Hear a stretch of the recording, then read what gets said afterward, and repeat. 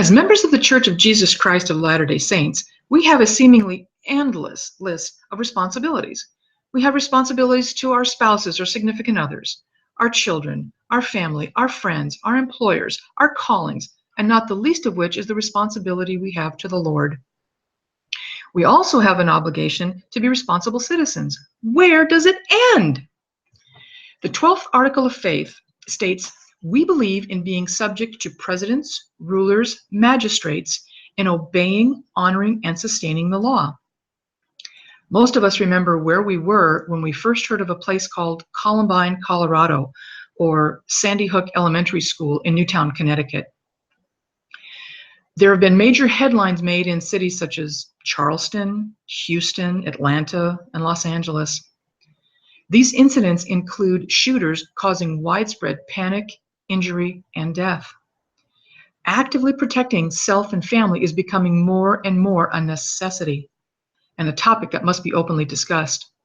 Today, I would like to address the right we have to protect ourselves.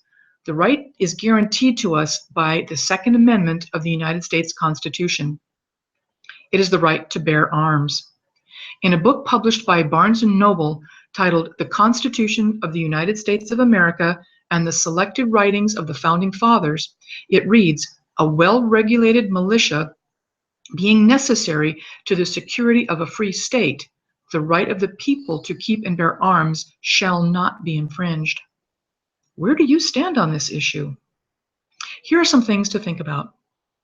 With the aforementioned incidents and others like it making near daily headlines, there's been a lot of discussion by national leaders just how to correct the problem.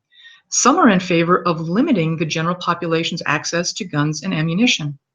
Others are in favor of broadening the access.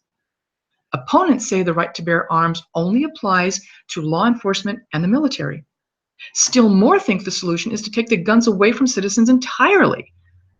Well, that's all fine and good, but how do they plan on taking the guns away from the criminals illegally getting and using these guns to commit the crimes? Ironically, Chicago has the highest rate of gun-related crimes in America. It also is the city with the strictest gun control laws.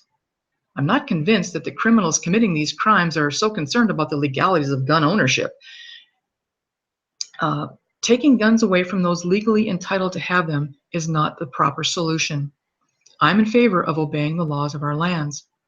If the politicians are truly interested in engaging in a realistic gun control debate, there must be consideration given to a mental health background check, as well as the background check that all purchasers undergo to even buy a weapon or to apply for a carry concealed permit. The mental health of these shooters has been brought into question with thoughts of they heard voices, or they felt that this was a societal wrong that they took upon themselves to correct. There also have been instances on the other side where a shopkeeper or a homeowner have been forced to use lethal force to protect themselves from a home invasion or from a robbery. Upon further investigation by the police into this incident, it's been determined that these guns have indeed been purchased properly and legally and registered, and no charges have been brought against the homeowner or the shop owner. Whether or not to own a gun is undoubtedly one of the biggest responsibilities we as Americans voluntarily take on.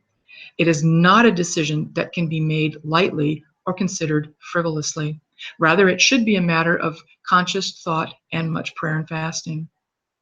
The church encourages the members to have emergencies and be prepared for them when they come by having a year's worth of food, clothing, finances, and where possible, fuel. By extension, shouldn't this include being able to protect ourselves and our family? As a citizen, you have to make the choice about what degree you are willing to go to protect yourself and your family. When the decision is made to own a handgun, it is critical to purchase it legally. Check your state laws and your civil codes. You can purchase a gun from a reputable dealer or a private party. In either event, you must go about the purchase or transfer legally. In California, where I live, there is a mandatory 10-day waiting period. This allows law enforcement officials to conduct a thorough background check. Other decisions on whether or not to obtain a carry conceal permit are available for discussion as well. This entitles you to carry this weapon with you on your person in public as long as it is fully concealed under your clothing, in a purse, or in a bag. As stated before, this is a matter of fasting and prayer with full knowledge of the carry conceal laws in your state. Information gathered in recent years suggests the correlation between private gun ownership and a decrease in crime. According to the Crime Prevention Research Center from 2007, carry conceal permits have increased from 4.2 million to 12.8 million, while the murder rate has dropped from 5.6 killings per 100,000 people to 4.2 killings per 100,000 people, or approximately 25%.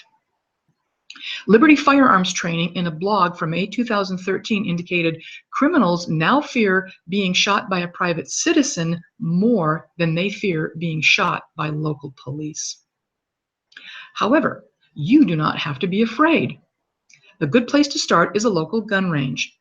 Call and arrange for a lesson and ask questions. Ask lots of questions. Learn from a professional about how a gun works and how to use it. Just having it will not protect you. Knowing how to use it will. As for the result, I now feel empowered because I used to be afraid of guns. I was able to learn how to use it, learn what they did and what they were used for, and now I'm feeling safer because of it. Where I live, the average police emergency response time is 10 minutes. In the county, the sheriff's department response time is more than 20 minutes. The response time from my 9mm Smith & Wesson Shield is 2,500 feet per second. I overcame my fear of guns in favor of learning how to protect myself and my family. How to protect your family is ultimately your decision. But if you're not going to do it, though, who will?